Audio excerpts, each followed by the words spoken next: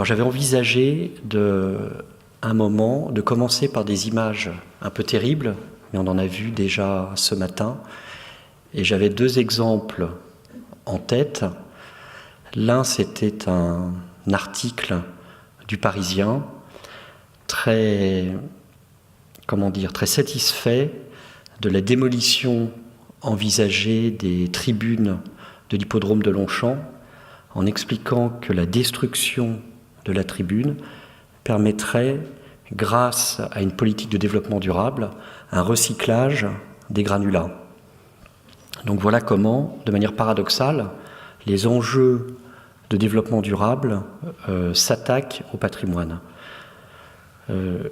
Sur la question des murs rideaux, l'autre exemple qui me venait à l'esprit, donc c'est la démolition du siège social de Novartis, qui avait été réalisé par Bernard Zerfus, avec des murs rideaux d'un état exceptionnel de prouvé, et qui ont été démolis d'une façon très systématique par l'entreprise, pour éviter d'ailleurs toute récupération. Et sans doute avec une démarche de recyclage des métaux conduite avec beaucoup de soin. Donc ces patrimoines demeurent très fragiles. Je pense que vous avez présenté avec justesse les menaces auxquelles ils sont confrontés, mais effectivement, il existe une mobilisation des architectes, un regard peut-être nouveau porté sur cette production architecturale du XXe siècle qui nous mobilise tous. Et donc c'est un peu cette conviction personnelle que je voudrais partager avec vous ce matin. Alors je tiens à souligner le travail qui a été réalisé par Pauline Voisin, architecte du patrimoine, à l'agence, et qui a construit avec moi, cette présentation. Je pense que l'un des risques serait de résumer ce débat, et ce n'est pas le cas ici, un débat sur la performance énergétique des menuiseries extérieures, et donc d'établir des catalogues de solutions techniques des menuiseries.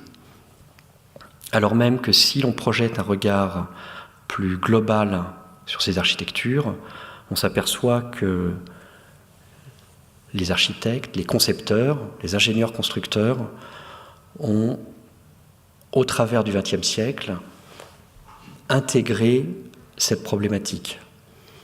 Ainsi, la Villa Hennebique à Bourg-la-Reine est d'une certaine manière le catalogue démonstratif des savoir-faire de Hennebique. Vous savez tous que c'est l'ingénieur constructeur qui établit les brevets de construction du ciment armé fondamentaux à la fin du XIXe siècle, en 1895. Il a l'intuition qu'il faut montrer ce qu'il fait. Et au-delà de la constitution de sa revue Le Béton Armé, la participation aux expositions universelles, donc il réalise une maison démonstration.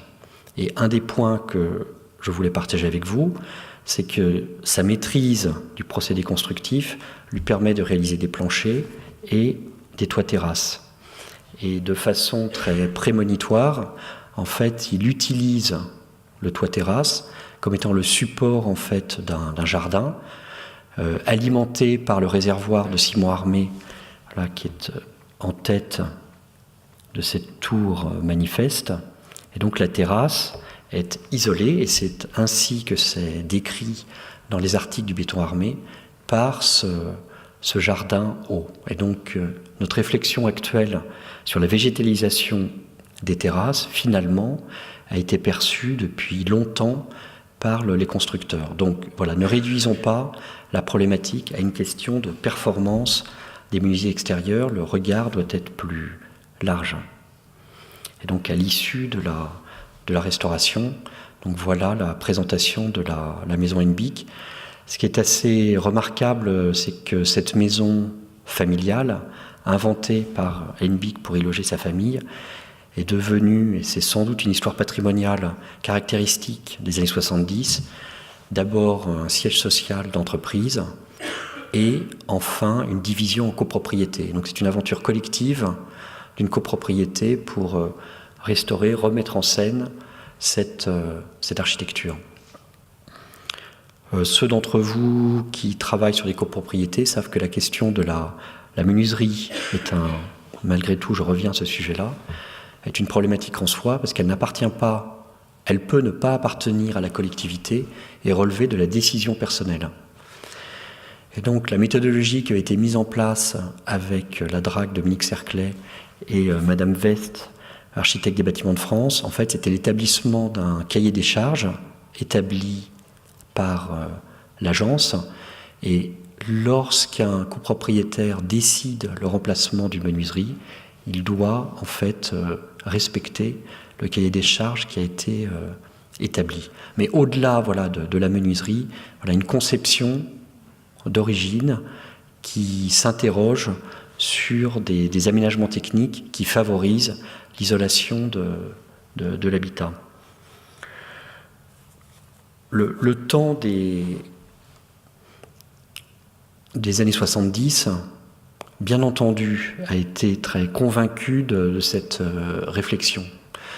Et certains d'entre vous ont dû lire Rainer Banham, qui prend la suite en fait d'une histoire de l'architecture qui se concentrerait sur la question de la structure, ce qui est un peu le modèle rationaliste auquel nous avons tous été soumis au travers du 19e et du 20e siècle, que la question en fait de la portée, de la structure, du franchissement, en fait est l'élément moteur de l'architecture.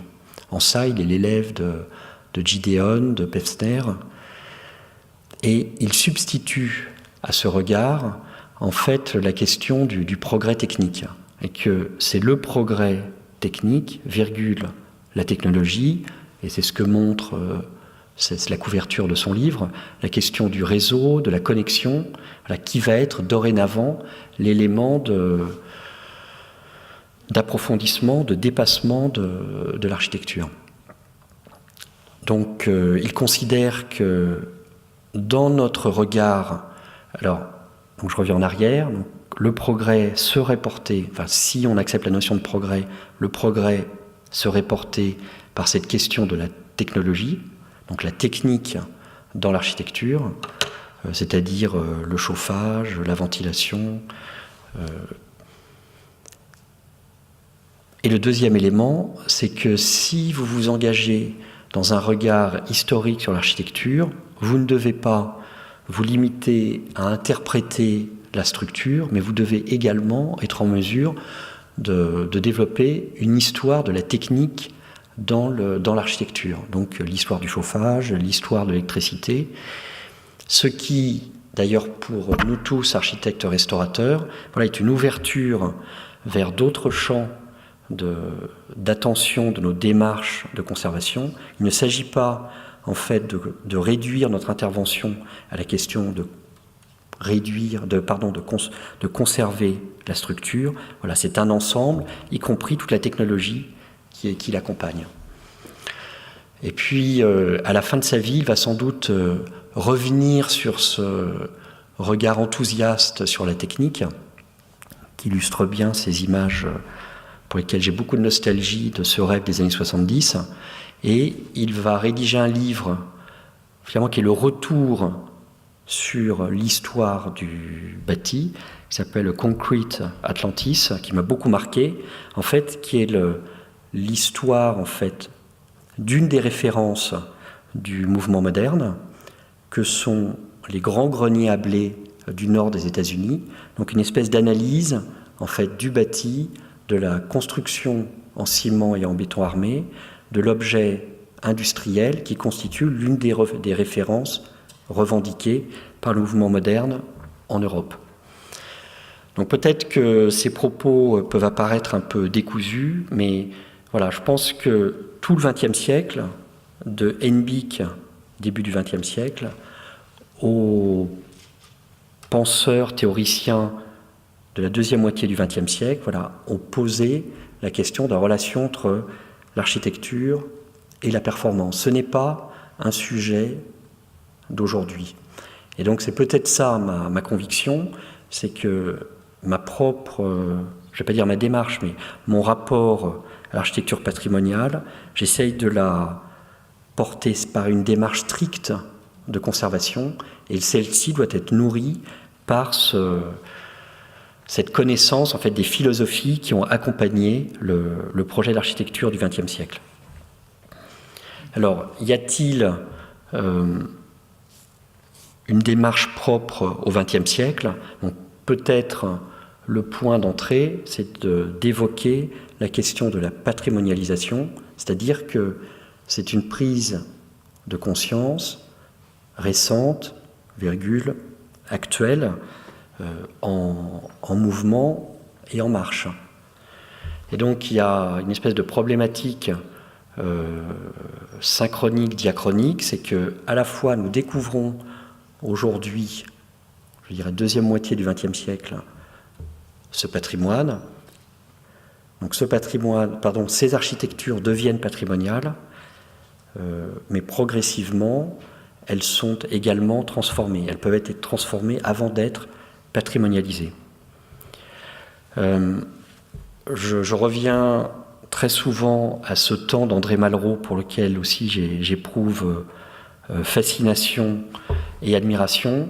Voilà, c'est cette génération qui a construit tout ce que nous faisons aujourd'hui et qui a eu la conviction que le patrimoine était quelque chose qui se situait à l'échelle du territoire et dans le temps long. Alors à l'échelle du territoire, c'est l'invention par exemple du parc national et sa transposition dans l'urbain, le secteur sauvegardé, et sa transposition dans la connaissance, donc c'est l'invention de l'inventaire avec André Chastel. Et on pourrait multiplier, si vous voulez, les exemples qui montrent à quel point ce temps des années 60-70 a été bouleversant pour la pratique patrimoniale et comment, en fait, nous sommes aujourd'hui finalement dans la continuité, l'affinement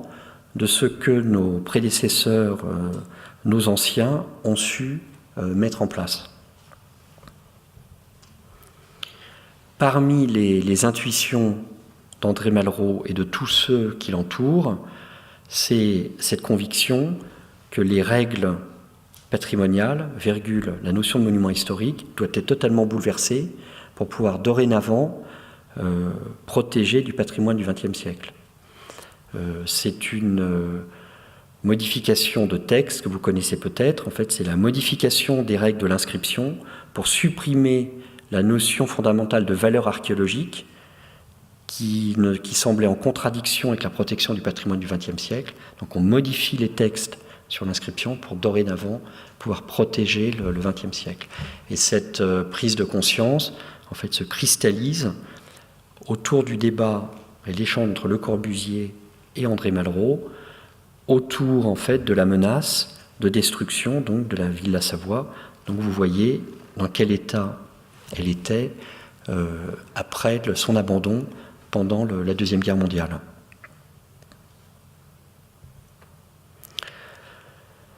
Un des points complexes de cette histoire, c'est que ces icônes du XXe siècle, qui sont peut-être le point d'entrée dans le patrimoine du XXe siècle, eh bien, là encore, très tôt, on réfléchit à la question de la performance. Et le rôle de Franz Graf a été rappelé très, très justement. L'histoire de la menuiserie au XXe siècle sont des sujets d'études. Je fais une digression et j'en ferai trop. Sur le patrimoine historique, il y a une prise de conscience il y a 10 ans, il y a 20 ans, que la fenêtre était un objet patrimonial. Il y a 20 ans, toutes les fenêtres dans un projet de restauration allées à la poubelle étaient remplacées par des copies, en tout cas décrites comme telles, du modèle ancien. Aujourd'hui, on traite en conservation les menuiseries anciennes. En fait, la même démarche est portée aujourd'hui sur les menuiseries du XXe siècle.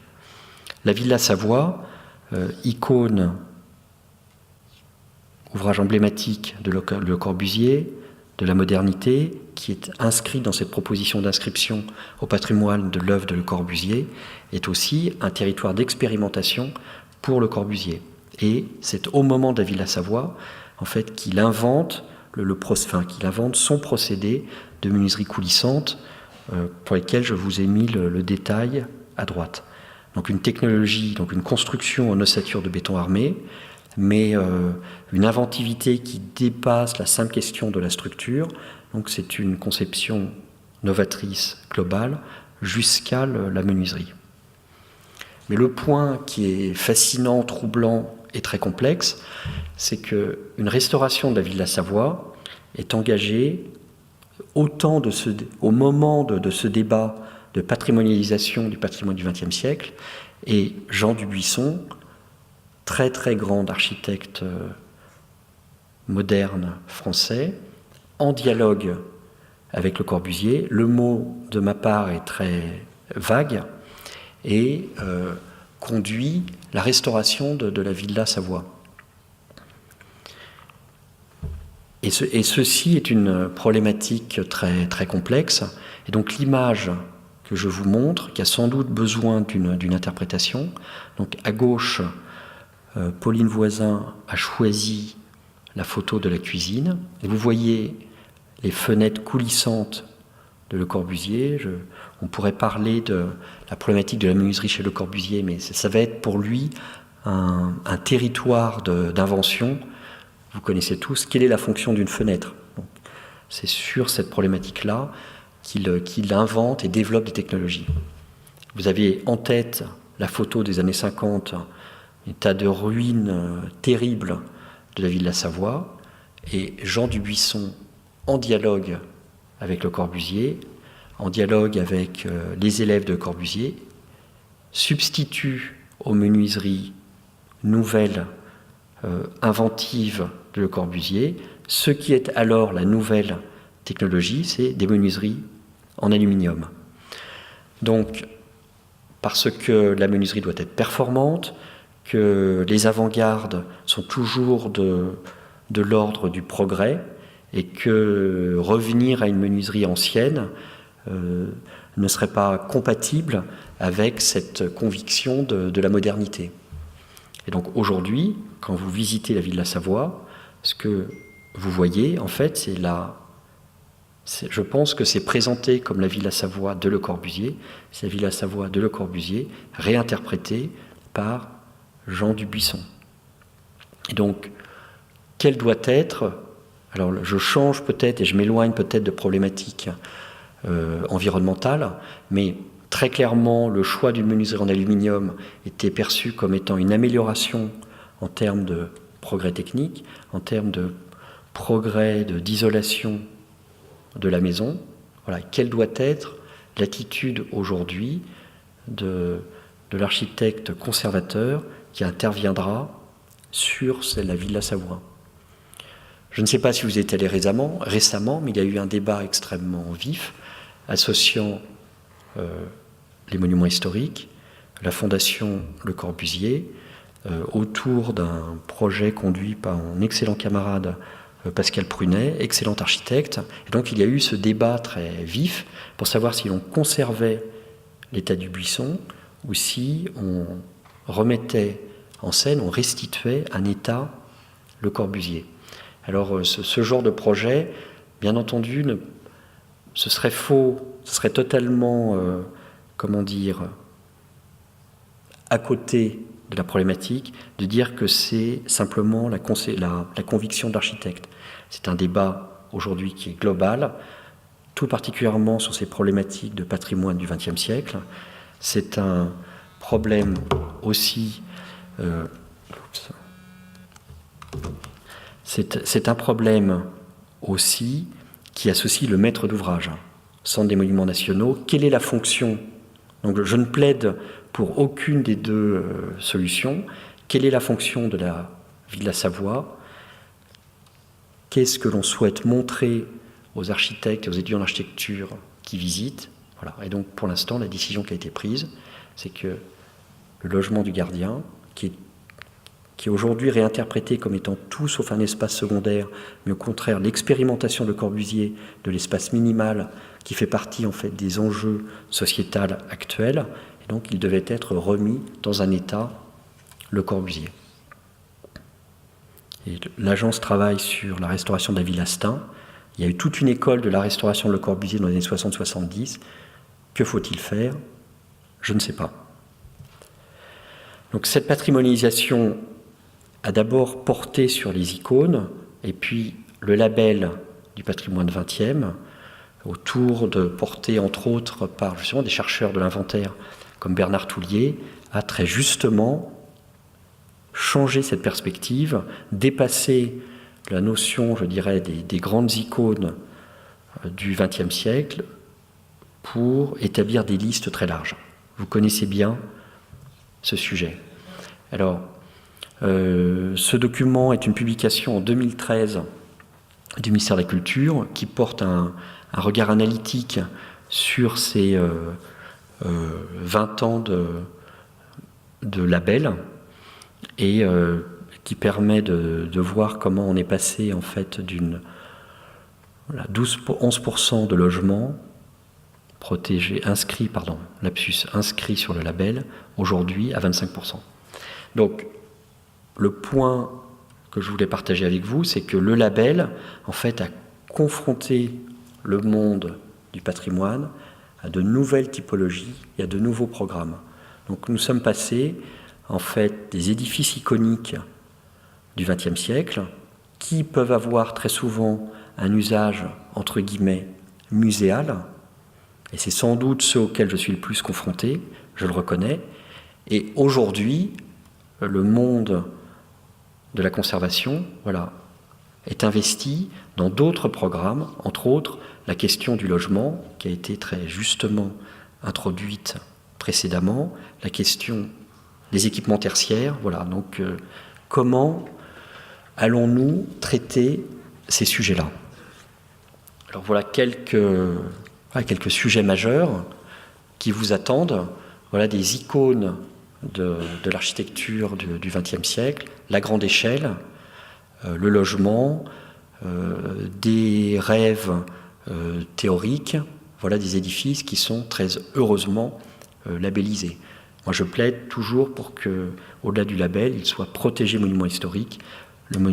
Ils ont toute leur place dans les listes de protection au titre des monuments historiques, au même titre que les églises ou les cathédrales. Un projet que conduit l'agence, donc une des tours à Ivry, Office HLM, construite par René Gailloustet en 1970. C'est une femme absolument extraordinaire, pour laquelle nous avons tous énormément d'admiration et de respect. Et donc je pense que je le vis comme une responsabilité pour l'agence, une aventure extraordinaire de se confronter à cette production architecturale. J'ai pu heureusement rencontrer Madame Gailloustet, évoquer avec elle le projet. Donc cette architecture, et je le dis avec respect, je dirais brutaliste, des années 70, mais vous savez que en fait, c'est une démarche en fait qui remet en cause la grande production de la reconstruction et qui veut substituer, je dirais, à l'édifice monofonctionnel des territoires de la ville où se croisent les fonctions. Donc habiter, travailler, trouver des commerces, trouver des équipements. C'est le projet novateur qui est porté par René Gailloustet. Logement social. La question qui m'est posée, en fait, c'est la restauration des façades de béton armé. Les menuiseries, en fait, ont déjà été remplacées. Donc, démarche auxquelles nous sommes tous confrontés, menuiserie bois d'origine, remplacée par des menuiseries PVC. C'est ainsi. Et la question, d'ailleurs, ne m'est pas posée. En revanche, nous donc, reprenant l'édifice tel qu'il existe, il nous est demandé effectivement d'améliorer la question des performances énergétiques. Et donc, je vous ai apporté un détail sur les loggias, des façades latérales avec altération des bétons, pose de filets pour retenir les épaufrures. Donc il y avait 2 sujets, les bétons. Alors ce qui est assez passionnant, c'est que c'est le sujet que j'échange avec vous, élèves à Chaillot, et c'est ce que je présente dans le cadre de ce cours à Chaillot, c'est un peu la construction de notre analyse. En fait, il y a une histoire de la construction du béton armé. Ce qui est fait par Inbic en 1895 n'est pas fait de la même manière par René Gailloustet en 1970. Et par exemple, on a compris que c'est un chantier qui utilise la construction sur place et la préfabrication. Et les éléments préfabriqués utilisaient des accélérateurs de prise à base de chlorure, et donc qui constituent en fait une pathologie caractéristique des bétons. Et donc, si vous voulez, la maîtrise de l'histoire de la construction du béton armé, en fait, vous confronte à des éléments d'information qui ensuite vous permettent de comprendre les phénomènes d'altération que vous livrent les analyses physico-chimiques qui sont faites par les laboratoires. Donc nous sommes amenés en fait à remplacer, vous voyez, malgré ma volonté de traiter en conservation, certains éléments sont remplacés. Et sur la question de la performance énergétique, en fait c'est un travail d'isolation des terrasses, mais également en s'imposant le respect strict des lignes d'architecture de René Gailloustet, et donc l'intégration d'éléments isolants dans des épaisseurs qui respectent très exactement le dessin architectural de la conception d'origine. Alors, au travers du XXe siècle, je me permets d'insister sur ce regard historique. Voilà, la prise en compte de la question environnementale, la performance énergétique, voilà, c'est quelque chose qui a été regardé par les bons constructeurs et les bons architectes. Alors je reviens sur le sujet d'Aline Gray.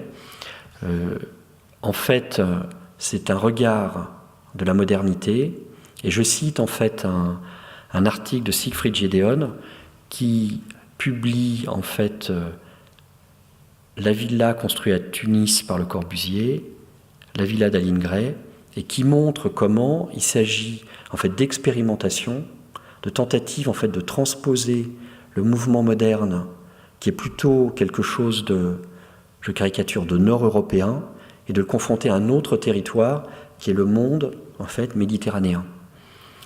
Et donc ce qui est passionnant dans ce projet conçu par Aline Gray et Jean Badovici, c'est comment est-ce que nous pouvons exporter ou adapter le mouvement moderne à un autre territoire, à un autre climat, à une autre mise en scène et surtout à un autre mode de vie.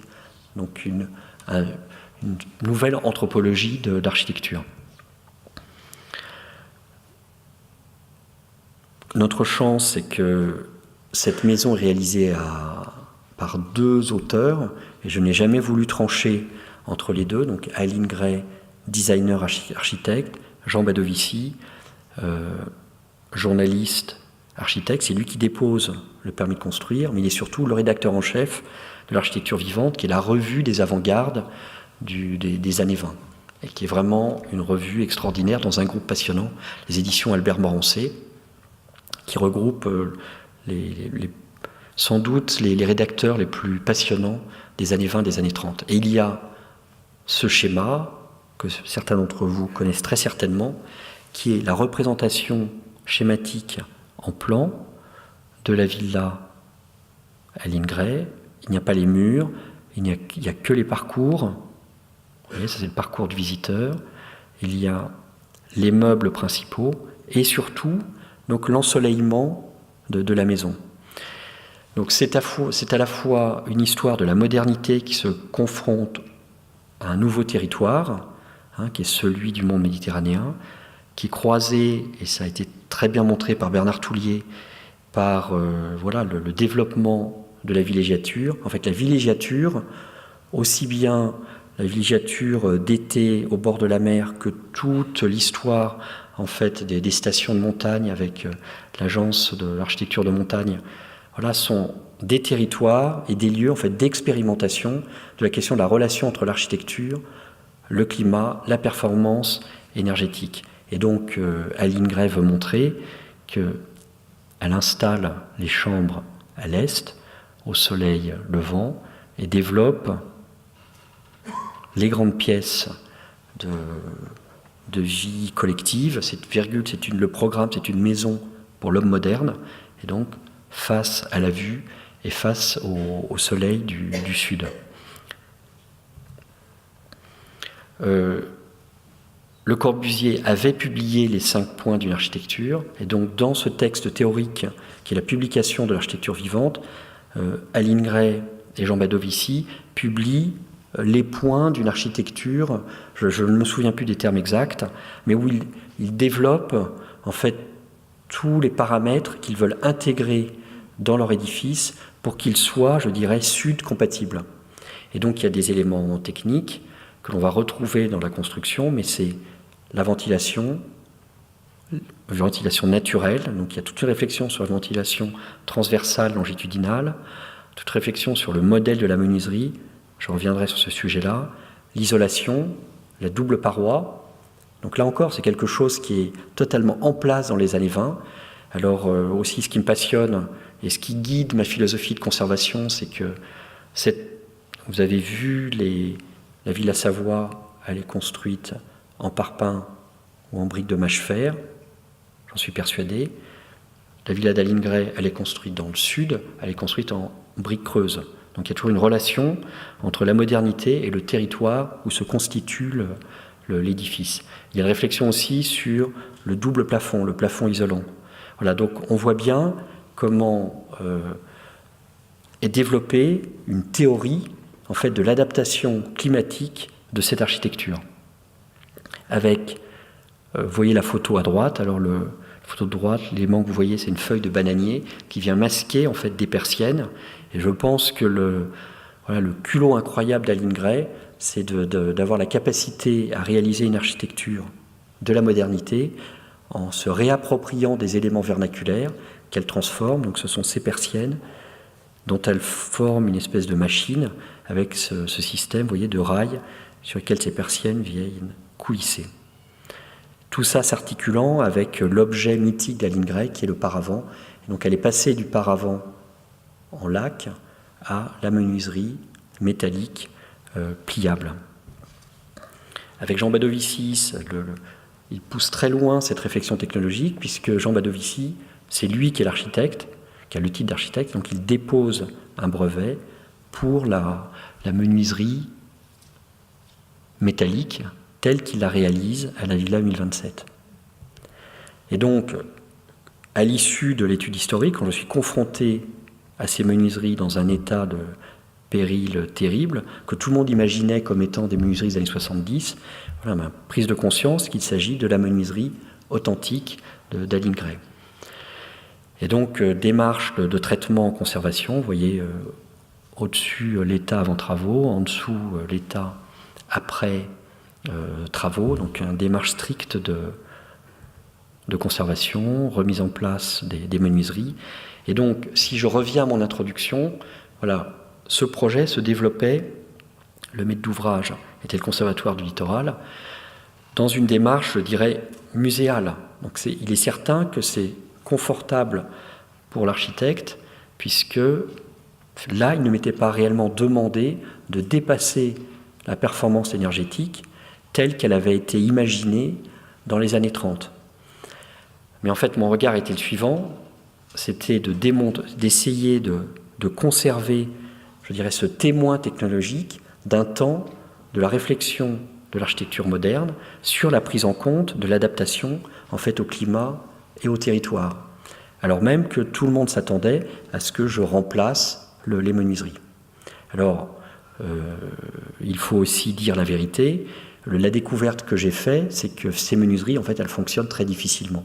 Donc, gros malentendu à l'issue du projet avec le maître d'ouvrage, très déçu que finalement le design, ou plutôt la technologie années 30, ne ressemble pas à l'idée que nous nous faisons du design du mouvement moderne. Tout le monde pensait que c'est une espèce de menuiserie pliante qui fonctionne aussi bien qu'une menuiserie actuelle. Non, et d'ailleurs quand vous regardez la technologie de fer forgé, vous comprenez qu'il y a d'une certaine manière le rêve d'une nouvelle technologie et l'utilisation des techniques de mise en œuvre telles qu'elles étaient disponibles dans les années 30.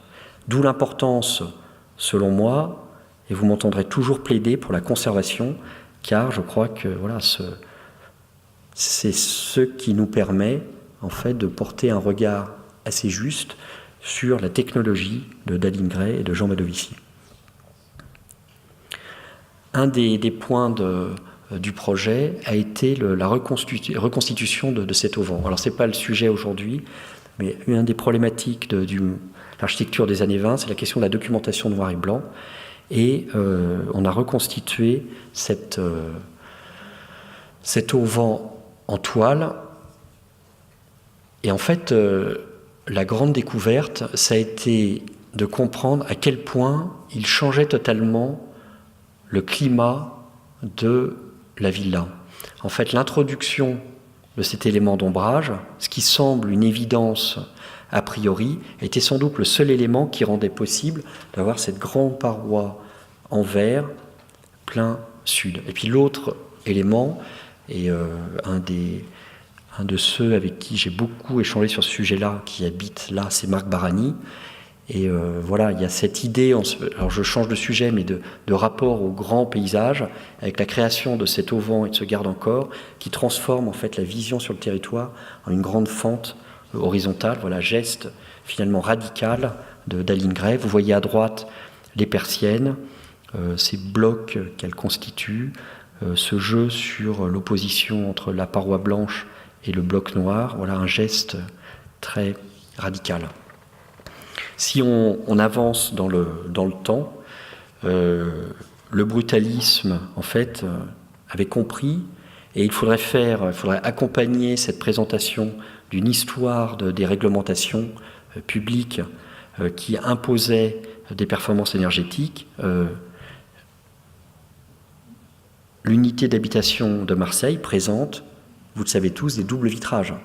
Donc, oui, là encore,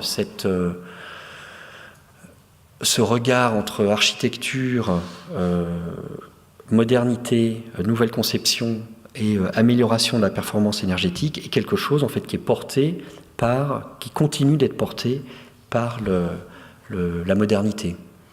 Et donc, lorsque Fernando Marza, j'étais associé au chantier, a reconstitué à l'échelle 1 un appartement de l'unité d'habitation de Marseille, eh bien, il y a eu cette aventure exceptionnelle en fait de reconstituer avec les lycées techniques d'Île-de-France, donc la menuiserie à double vitrage, telle qu'elle avait été imaginée par Le Corbusier. Un autre lieu d'expérimentation de l'architecture climatique, et ceci est dit sans aucune nostalgie, c'est un regard strictement historique, c'est toute l'architecture des territoires pour les architectes français de la colonie. Et donc j'ai eu la chance de restaurer la basilique de Brazzaville, qui avait été construite juste après la guerre par Roger Hérel. En fait, on veut manifester Brazzaville comme étant le lieu fondateur de la France libre, et on en fait la grande capitale de l'Afrique équatoriale française. Et vous savez tous qu'il y a beaucoup de chercheurs se penchent aujourd'hui sur cette architecture. En termes de patrimoine, on parle de patrimoine partagé, qui sont des sujets très complexes de réappropriation de patrimoine. Mais voilà, les exemples de Casablanca sont fameux. Les publications de Monique Eleb et de Jean-Louis Cohen rendent très justement hommage à l'inventivité de ces architectures. Simplement, ce que je voulais vous montrer, c'est que c'est le modèle de la grande basilique métropolitaine qui est transposé à Brazzaville. Ce qui est passionnant, c'est qu'il y a une réflexion quand même très intense qui est portée par les architectes encore pour recontextualiser leur projet. Donc d'une part l'utilisation des matériaux locaux, donc du grès de Djoué qui était extrait sur place, des briques produites sur place, et puis cette question en fait de la ventilation. Et donc on substitue à la paroi close le vitrail tel qu'on le pouvait le concevoir en métropole, voilà, un système de ventilation naturelle. Et je pense que je n'ai pas mis une vue de l'intérieur. Vous avez, donc le couvrement est assuré par un grand berceau brisé en voile de béton armé, ménageant en fait une grande fente au faîtage qui permet à la fois la ventilation et l'éclairage par cette verrière zénitale. Vous voyez, on pourrait multiplier en fait les exemples de ces architectes, voilà, qui avaient la conviction que l'architecture devait être climatique. Aujourd'hui, c'est un sujet de recherche connu, analysé, et je pense qu'on devrait faire un retour sur ces architectures qui viennent en fait avant le temps de la technologie de Rainer Banham et de la climatisation. Et donc ce sont d'autres solutions climatiques qui sont fondatrices du projet architectural. Et je crois qu'il est nécessaire pour nous de regarder ces logements, ces projets, ces équipements tels qu'ils ont été conçus dans ce contexte.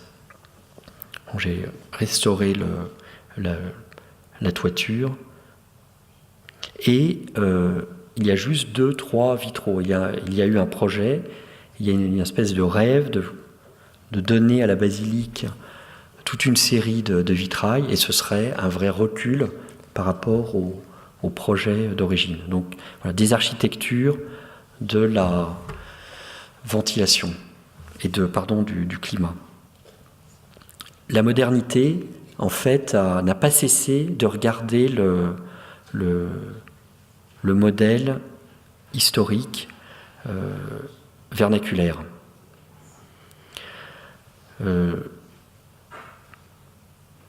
Alors qu'il réalise la restauration de la ville de la Savoie, il construit le musée des arts et traditions populaires en 1969, donc à Paris, dans le bois de Boulogne, et vous savez tous que c'est un édifice aujourd'hui qui est très menacé. Là encore, c'est le rêve d'André Malraux. Alors peut-être que je suis très simplificateur, mais voilà, c'est ce même climat de curiosité intellectuelle absolument incroyable. Georges-Henri Rivière est le grand fondateur de cette démarche ethnologique française, de ce lieu de présentation des arts populaires français. Et donc vous voyez comment un architecte de la modernité en fait est confronté, voilà, aux pratiques les plus traditionnelles. Et il y avait toutes ces séries de livres que ma génération ne supportait plus de regarder, qui étaient je sais pas, l'architecture dans le Bas-Quercy, l'architecture dans le Dauphiné, voilà, et qui démontraient comment l'architecture vernaculaire est une architecture de territoire. C'était une idéologie, bien entendu, très clairement exprimée, mais bon, peut-être que je grossis le trait, la modernité regardait la question du vernaculaire. Et voilà, il faut revenir à une étape extraordinaire de cette histoire, donc qui est un livre qui a beaucoup compté pour notre génération, je pense qu'il compte aussi beaucoup pour tout, qui est Construire avec le peuple d'Hassan Fati, en fait qui veut substituer au modèle moderne le modèle strictement vernaculaire. Mais ce qui est absolument incroyable, si vous voulez, c'est que c'est une architecture avec son village de New Gourna, est construit, si je ne me trompe pas, dans les années 50. Cet ouvrage témoignage est publié en France en 1970. Au moment de ce rêve, je dirais, social de l'autoconstruction, qui est un rêve, une idéologie qui traverse les histoires de l'architecture à la fin du XXe siècle. Bon, quel est le lien avec mon propos ? Voilà, ce livre a été regardé par tous les architectes de la deuxième moitié du XXe siècle. Il a été lu, il a été une bible pour pour la plupart des architectes. Alors, une anecdote, j'ai essayé de relire des documents avant d'échanger avec vous, et il semblerait que tout ça est entre autres fondé sur une ambiguïté dans la traduction du titre.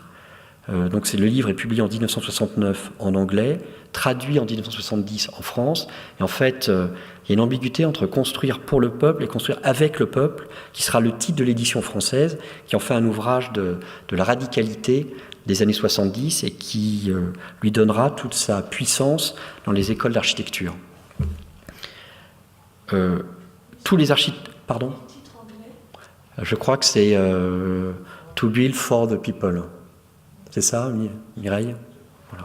Et qui a été, avec beaucoup d'habileté, construire avec le peuple. Voilà. Et c'est un livre qui m'a beaucoup marqué. Et voilà, les architectes du mouvement moderne regardaient cette architecture, regardaient cette aventure. Bernard Zerfus, dont je reparlerai, le CNIT, l'UNESCO, le musée gallo-romain à Lyon, a commencé à construire de l'architecture traditionnelle dans le cadre de ses premières missions en Tunisie. Et ça, c'est Hassan Fati. Bernard Zerfus fait la même chose. Et il sera l'architecte de l'extrême modernité.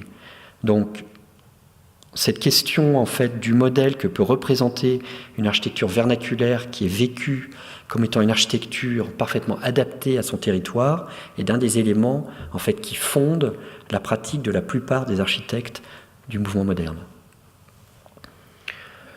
Malgré tout, les exemples, en tout cas de projets que je vous ai montrés, ce sont des projets, et sans doute, c'est ce qui m'arrive le plus, sont des projets, je dirais, muséaux.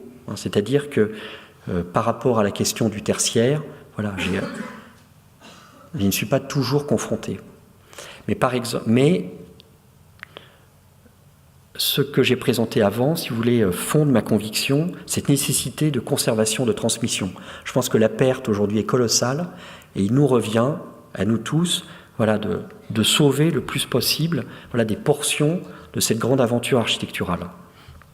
Et donc nous travaillons avec Jacques Repiquet sur la Fondation Vasarely à Aix, que je vous présenterai dans un instant. Je présente aussi le projet de la Fondation Le Corbusier. Voilà, ce sont des projets qui ont en commun, voilà, d'avoir la chance d'être un dialogue avec un maître d'ouvrage qui est convaincu de cette démarche de conservation.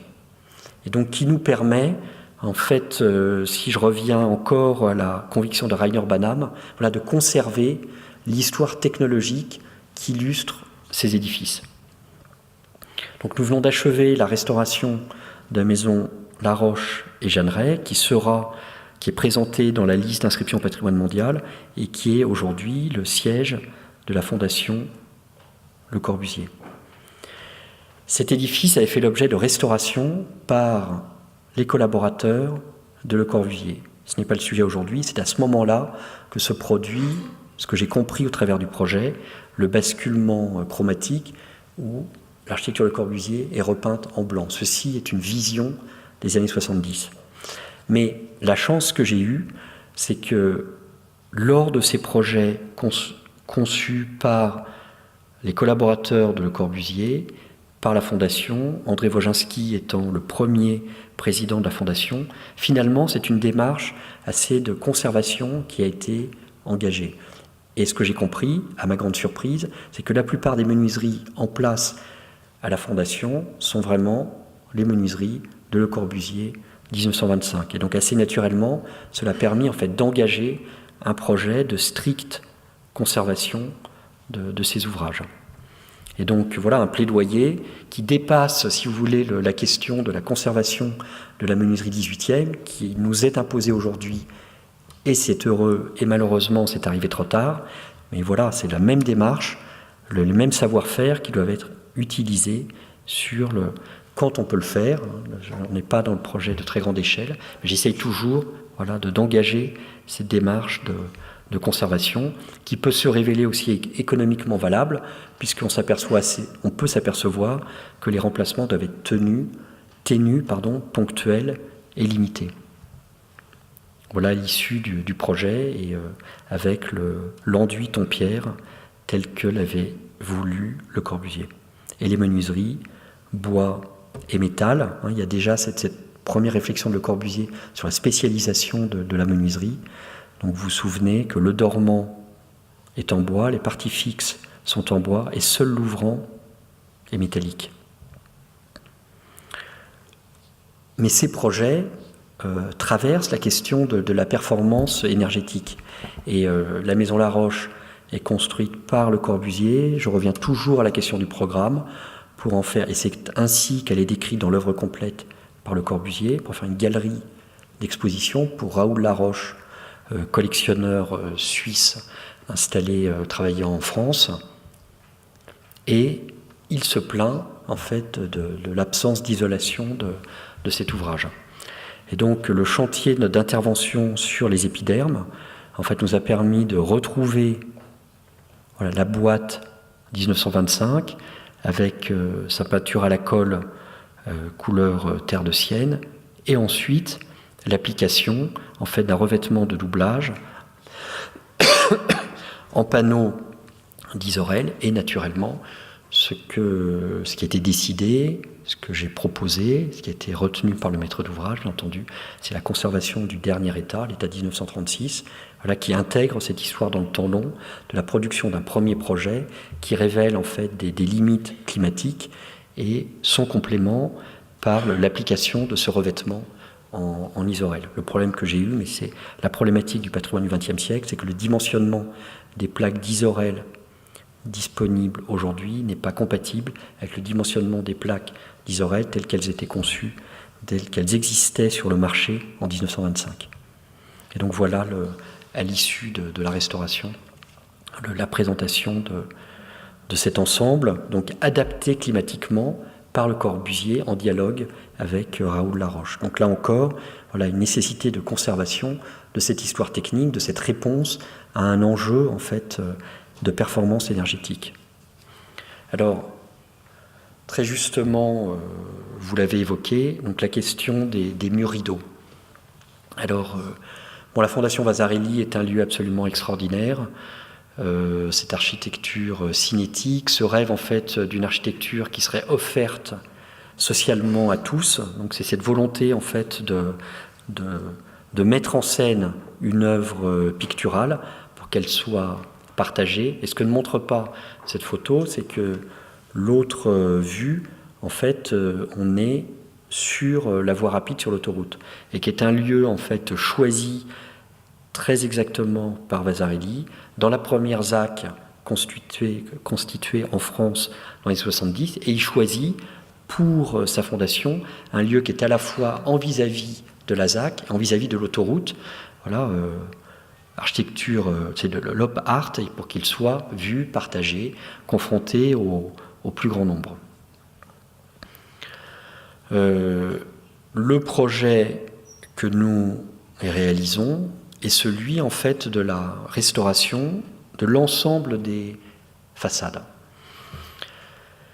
Et donc réflexion très, très intense sur la question de la durabilité, de la performance énergétique, problématique de conservation préventive, aujourd'hui qui anime complètement le projet lorsqu'il se développe dans une problématique muséale, un projet de monument historique avec l'ADRAC, Robert Jourdan, conservateur régional très, très impliqué, et ce conçoit une conviction partagée que ceci peut être en fait un territoire de la mémoire des modes de production et de mise en œuvre de l'architecture dans les années 70. Le mur rideau, le double vitrage, les profilés, les produits verriers, et finalement, avec un travail d'analyse, de constat d'état très fin, une intervention la plus limitée possible. Alors avec des événements complexes, on a trouvé des isolants, panique de l'architecte, et donc heureusement ce n'était pas de l'amiante, et donc le projet peut continuer. Oups. Un des sujets ce que je voulais vous montrer, c'est la restauration des verrières. Rêve de la modernité. Alors les architectes de Vasarely sont mes grands anciens architectes en chef des monuments historiques. En fait, ce lien très fort se crée entre Victor Vasarely et Jean Saunier, personnalité extraordinaire, très impliquée dans la charte de Venise. C'est lui qui sera l'un des grands architectes du Palais des Papes. Restauration très forte, très impliquée, très marquée par ce qui est vécu comme étant un geste radical que doit porter la charte de Venise, et auquel je crois avec ferveur. Et donc les matériaux, c'est le lamellé-collé. Lamellé-collé, double vitrage, et il y a un truc absolument incroyable, c'est qu'entre les deux, double paroi de produits verriers. Et entre les deux, il y a une résille d'aluminium qui était la résille des planchers structurels du Concorde. Vous voyez comment on est dans une espèce de rêve total d'un nouveau monde technologique qui est celui des années 70. Et donc, on travaille avec un bureau d'études façadier. Vous connaissez ça aujourd'hui, c'est une spécialité. Et donc, c'est le bureau d'études Van Santen qui conçoit des tours, qui conçoit des remplacements de façades. Et progressivement, en fait, on est tous rentrés dans une stricte démarche de conservation. Les produits verriers ont été conservés. C'est simplement un travail sur les joints et sur l'introduction de goulottes en fait de récupération. Donc aujourd'hui, vous savez que les nouveaux profilés doivent être drainants, c'est-à-dire que les eaux de condensation doivent pouvoir être récupérées, évacuées, c'est ce qu'impose les DTU. Et donc finalement, je pense qu'il y a 20 solutions qui ont été étudiées. On est parti, le bureau d'études était très convaincu d'une substitution. Donc nous, ce n'était pas la mienne.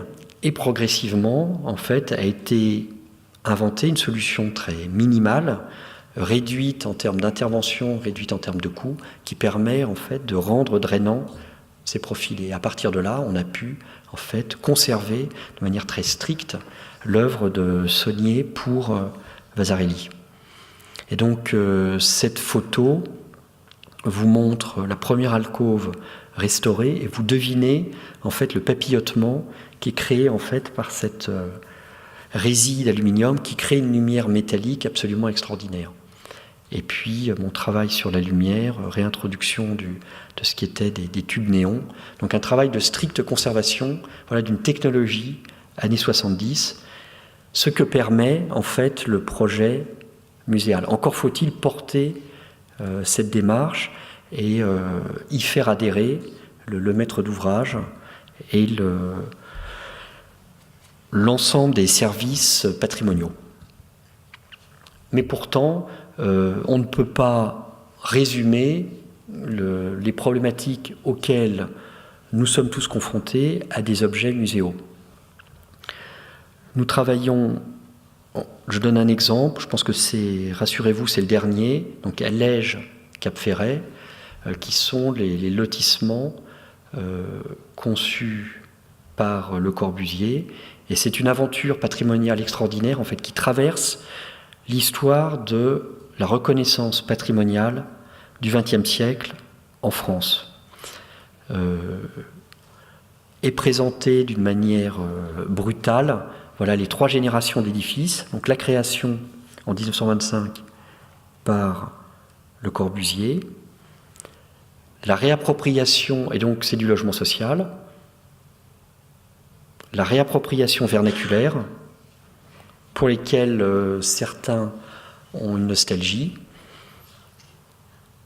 la démarche de restauration, conservation, et il y a eu un très beau projet développé par Jean-Luc Verret, qui, le premier, a tenté de revenir à un état Le Corbusier. On pourrait, c'est un peu comme, est-ce que la menuiserie doit être en métal ou en aluminium? Est-ce que fallait-il conserver l'état vernaculaire? C'est un débat qui peut avoir lieu. J'ai un peu tendance à considérer que le patrimoine du XXe siècle est suffisamment fragile pour que le donner à voir n'est pas inutile. Bon, cependant, aucun d'entre nous n'a été associé à cette décision. Elle est prise, je la respecte et j'ai intervenu dans la suite de ce projet. Et grâce à la documentation, une des fonctions de la Fondation Le Corbusier, instituée par Le Corbusier lui-même, c'est la conservation des archives. Donc il existe une documentation très, très importante, les publications, les photos, et l'analyse de cette documentation permet à M. Verret de dérestaurer ces édifices et de les rétablir dans un état corbuséen, un retour à la modernité. Et d'ailleurs, c'est une restauration très, très élégante. Ce projet est réalisé en 1995 et à l'époque se pose déjà, on est longtemps qu'est passé le premier choc pétrolier, et donc ce sont des menuiseries à double vitrage. Donc voici les dessins publiés par Jean-Luc Verret qui montrent voilà, sa réflexion sur la menuiserie, le lien entre menuiserie patrimoniale et nouvelle menuiserie, améliorant la performance énergétique. Et nous avons été l'office HLM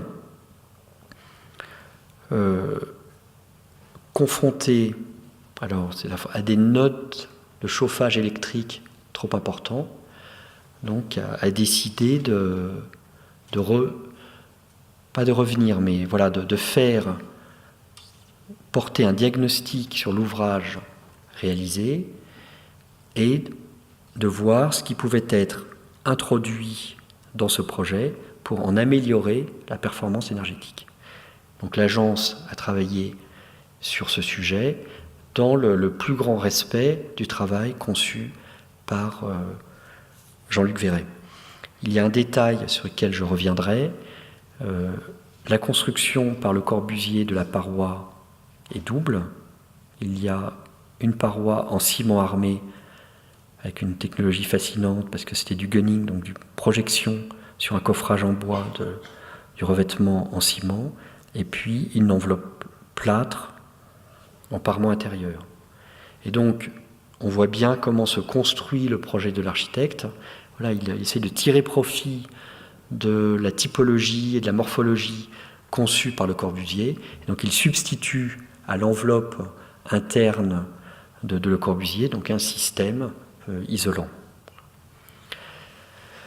Les seuls objets sur lesquels nous pouvions intervenir, donc, ce sont les menuiseries extérieures. Alors, je l'ai fait volontiers entre guillemets, considérant qu'il n'était peut-être pas tabou de revenir sur une menuiserie de 1995. Donc, j'essaye de traiter en stricte conservation une menuiserie 1925 de Le Corbusier.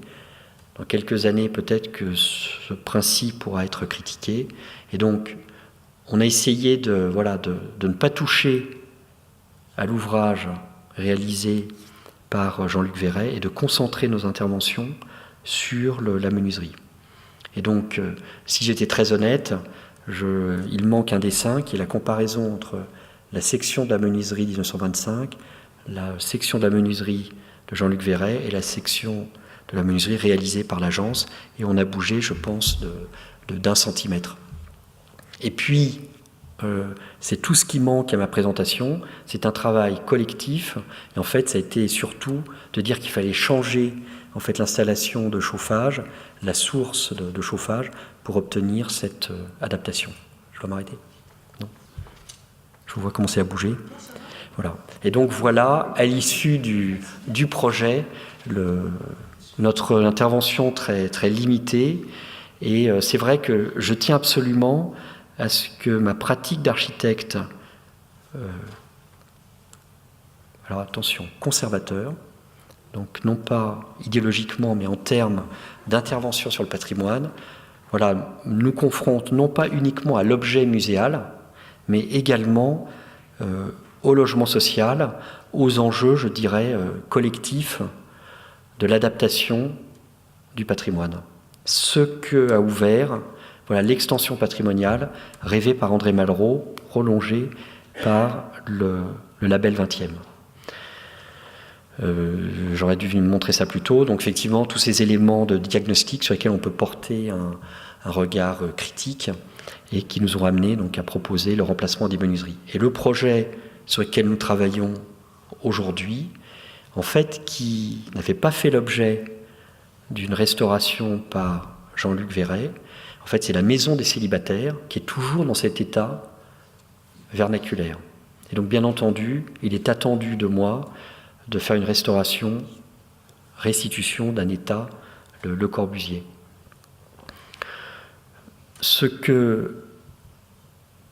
Donc voilà un dessin de Pauline Voisin. Ce que nous avons noté, c'est que ceci est un ouvrage, elle est dans un état de péril et qui est un conservatoire exceptionnel des technologies développées par Le Corbusier en 1925. Je vous décris un instant cet ouvrage. Une ossature, poteau, poutre, les planchers, et c'est ainsi que Le Corbusier va le concevoir, et d'ailleurs, c'est ainsi que Le Corbusier va les concevoir, donc ces voussoirs de ciment armé. Très tôt, il va y avoir un débat technologique confronté en fait au fléchissement des dalles, et donc c'est histoire de rivalité entre ingénieurs-constructeurs. Sumer, qui est l'ingénieur qui réalise la maison Laroche à Villastin, est appelé par Le Corbusier en expertise. Il explique que cette structure n'est pas viable et qu'elle doit être renforcée pour réduire la portée par ces planchers métalliques. La paroi extérieure, donc, qui est réalisée avec une ossature principale, des poutres de ciment armé, et cette paroi en voile mince de ciment armé qui est réalisée avec une technologie absolument incroyable. Donc il y a d'abord en fait un coffrage en bois, et il y a le rêve là encore de la nouvelle technologie par Le Corbusier, du gunning, c'est-à-dire de la projection de ciment.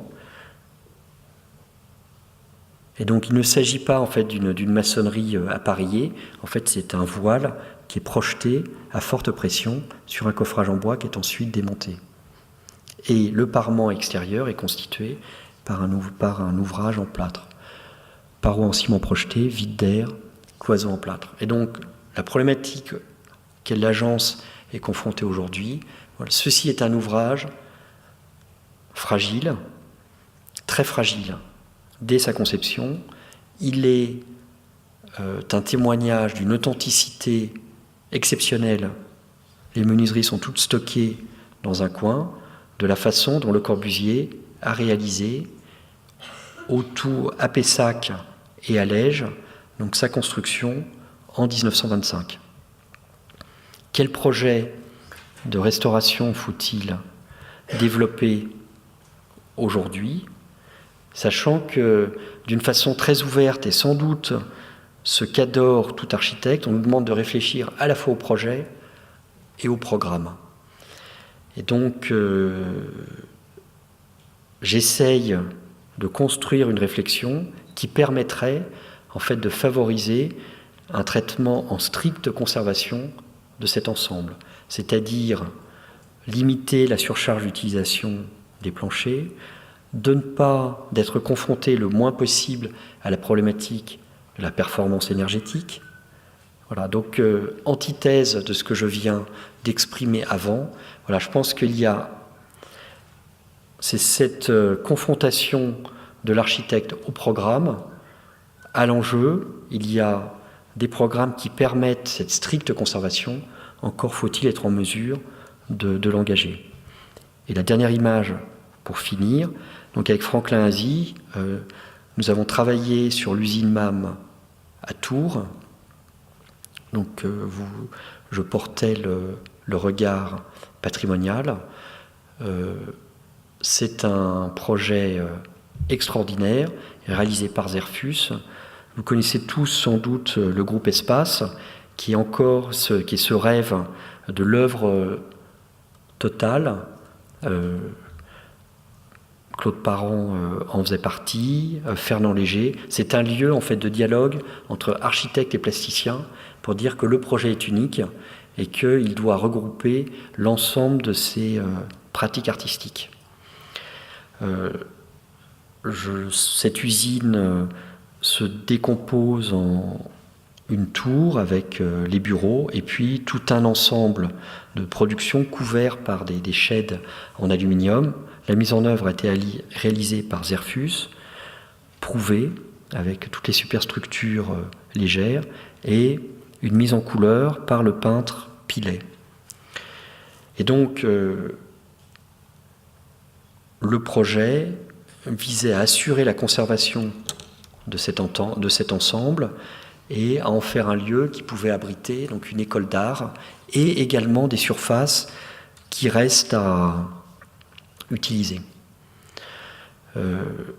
L'usine MAM c'était le plus grand imprimeur de l'édition catholique du 19e et du 20e siècle. Bombardement de la ville de Tours, projet de reconstruction de la ville, réflexion urbaine et décision prise par la famille MAM en fait de transplanter l'édifice en périphérie de la ville et d'y faire une usine idéale. L'usine idéale est réalisée par Zerfus et donc par tout ce rêve du groupe Espace. Histoire industrielle française, fermeture de l'usine, enfin faillite, fermeture de l'usine qui est restée très très longtemps, je veux dire à la pointe de l'édition. Ce qui est assez remarquable, c'est que avec Franklin Azy, s'est construit cette conviction que voilà, le lieu qu'allait devenir l'école des Beaux-Arts devait être nourri en fait de la mémoire du projet. Il manque à ma présentation la photo avant travaux. La plupart des menuiseries avaient disparu, les baies avaient été occultées, et donc en fait on a pu convaincre le maître d'ouvrage en fait de reconstituer voilà, les menuiseries de Prouvé lorsqu'elles avaient disparu et les conserver lorsqu'elles existaient. Et un travail très fin, qui peut être critiqué, en fait de conception de menuiserie, avec l'amélioration de leur performance énergétique, mais qui permet en fait voilà, de recomposer ce grand ouvrage de Zerfus éprouvé. Je vous remercie.